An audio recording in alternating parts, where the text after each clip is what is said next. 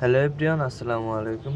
কেমন আছেন সবাই? আশা করি ভালো আছেন। আপনাদের দোয়া ও ভালোবাসায় আমিও ভালো আছি। তো দেখতে পাচ্ছেন কোথায় চলে এসেছি। অবশ্যই যারা চেনেন তাহলে তারা বলে দিতে পারবে এটা কোথায়, আর যারা চেনেন না তাহলে তারা বলতে পারবেন এটা কোথায়। কিন্তু আমি বলে দিলাম আপনাদের চেনা সুবিধার্থে। আমি চলে আসছি ঝিনাইদহতে। আর ঝিনাইদহর যে রাস্তাটা অনেক খারাপ কিছু কিছু জায়গায়, কিছু কিছু জায়গায় অনেক ভালো রাস্তা। তো এটা হচ্ছে ঝিনাইদহ শহর, অর্থাৎ ঝিনাইদহ শহর থেকে 10-15 কিলোমিটার পিছে, অর্থাৎ কালীগঞ্জের ভিতরে আছি। তো আসলে রাস্তাটা অনেক ফাঁকা ছিল যেহেতু দুপুরের সময়, কিন্তু বিষয় হচ্ছে রাস্তাটা এত পরিমাণে খারাপ একটা অবস্থা যে সব জায়গা থেকে আসলে সমানভাবে যাওয়া যাচ্ছে না। কিছু জায়গাতে শুধু জাস্ট 100 উঠছে, বাদবাকি জায়গাগুলো স্লো স্লো আসছে, এবং রাস্তার পরিস্থিতি দেখলেই বুঝতে পারবেন। তার ভিতরে আসলে এই রোডে যেভাবে আসলে বাস ট্রাক চলে, কি বলবো ভাইয়া, পুরো মাথা নষ্ট। অর্থাৎ আসলে আপনি বাসের তলায় পড়ছেন নাকি ট্রাকের তলায় পড়ছেন, এটা হচ্ছে তারা নিজেরাও দেখবে না। তো এই বিষয়ে আপনাদের নিজেদেরই সতর্ক থাকতে হবে। এটা হচ্ছে আমার প্রথম বার্তা, আসলে আমি যেটা খেয়াল করলাম। তো আসলে সাবধানতা অবলম্বন করা সবারই অত্যন্ত জরুরি। কখন বিপদ ঘটে যাইতে পারে কেউ বলতে পারবে না।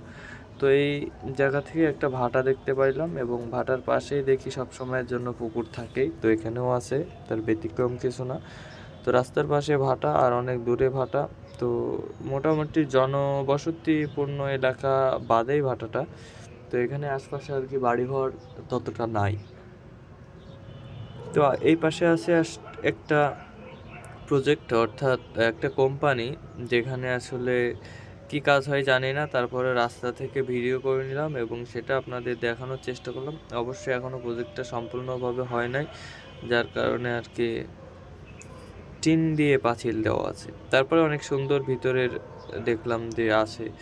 তো এই সাইডে একটা পাম্প আছে, অ্যান্ড এই সাইড থেকে যে কথা বললাম যে আসলে কে কম নদী চলে আসবে ঠিক নেই, সেহেতু ঠিক দেখতে পারলেন যে গড়াই চলে আসলো হুট করে।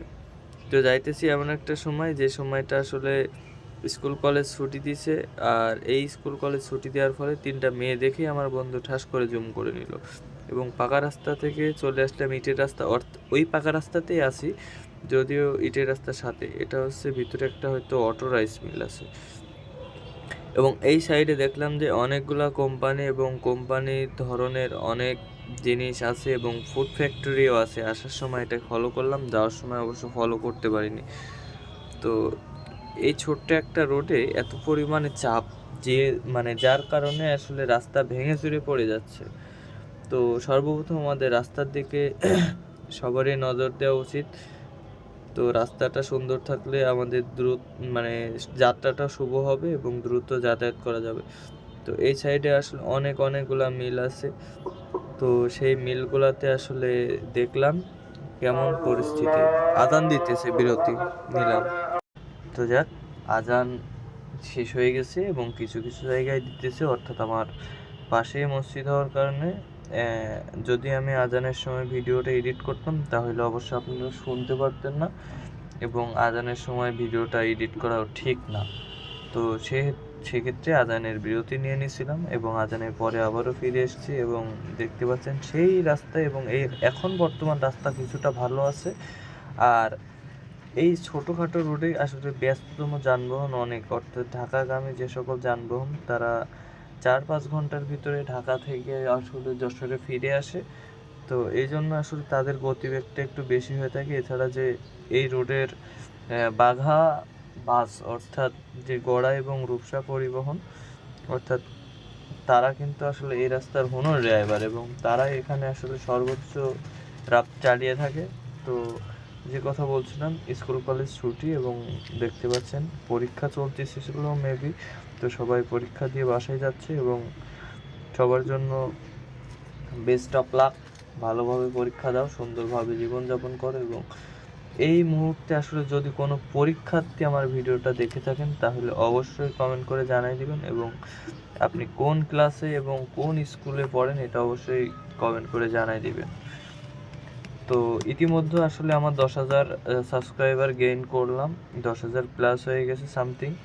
তো সবাইকে অনেক অনেক ভালোবাসা, এবং আসলে আপনাদের ভালোবাসা পেয়ে আমি মুগ্ধ হয়ে গেলাম যদিও লংয়ে আসলে ততটা মানে ছাড় সুযোগ পাচ্ছি না, ভিডিও ভিউ পাচ্ছি না। তো তারপরেও আসলে আপনাদেরকে অনেক ধন্যবাদ, আপনারা শর্ট থেকে আসলে আমারে এতটুকু আগিয়ে দিলেন এবং জেনে খুশি হবেন যে আসলে আমি এখন আর কোনো লোকের ভিডিও আপলোড দিতেছি না, অর্থাৎ নিজেই ক্রিয়েট করছি এবং নিজেই আপলোড দিচ্ছি।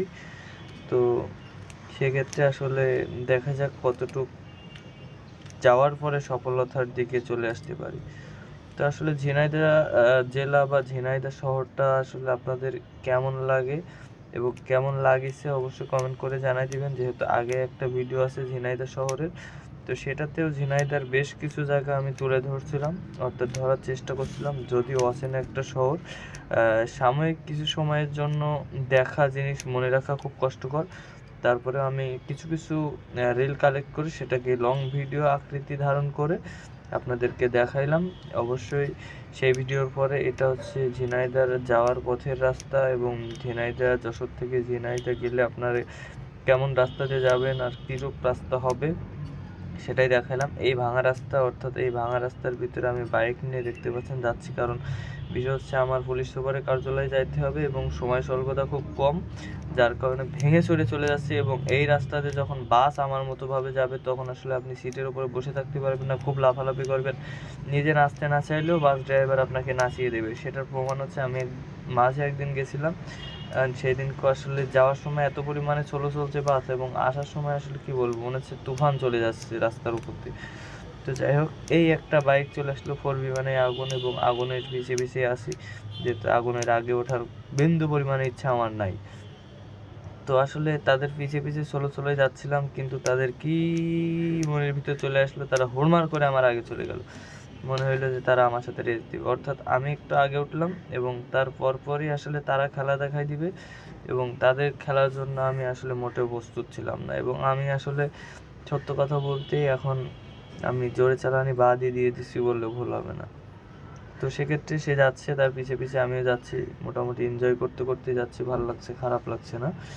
তো আসলে এই যে 4Bর খাড়া টান রে ভাই, অপব্যবহার করেন না, নিজের বিপদে নিজে পড়েন না। তো এটা হচ্ছে প্রবাদ বানিয়ে ফেললাম, অর্থাৎ 4B যারা চালান অবশ্যই সতর্কতা এবং সাবধানতার সাথে চালাবে।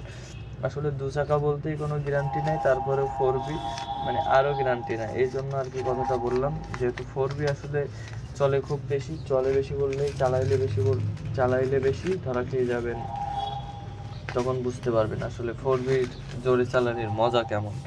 তো আসলে 4B ভাইদেরকে ছোট করার জন্য কথাগুলো বললাম না, 4B অবশ্যই ভালো বাইক, যার কারণে তার পারফরমেন্স বেশি। তো তারপরেও আসলে ব্রেকিংয়ের দিক থেকে 4B ততটা ভালো না, এই জন্য আসলে সাবধান করে দিলাম।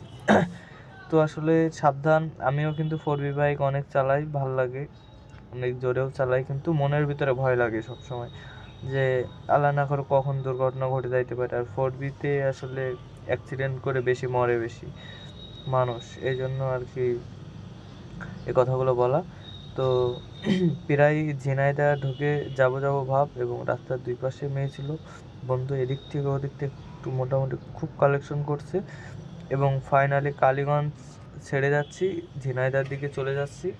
তো ভিডিওটা সবাই শেষ পর্যন্ত ভালো লাগলে অবশ্যই লাইক, কমেন্ট, শেয়ার করবেন এবং এই যে 4B ভাইদেরকে নিয়ে কিছু লাইন বলে যান, যেটা পরবর্তী ভিডিওতে আসলে প্রবাদ আকৃতিতে তুলে ধরতে পারি।